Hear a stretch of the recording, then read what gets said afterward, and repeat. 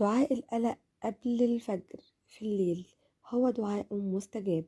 حيث ورد عن النبي صلى الله عليه وسلم أنه قال: من تعار من الليل فقال: لا إله إلا الله وحده لا شريك له، له الملك وله الحمد وهو على كل شيء قدير، الحمد لله وسبحان الله ولا إله إلا الله والله أكبر ولا حول ولا قوة إلا بالله، ثم قال: اللهم اغفر لي، أو دعا استجيب له، فإن توضأ وصلى قبلت صلاته.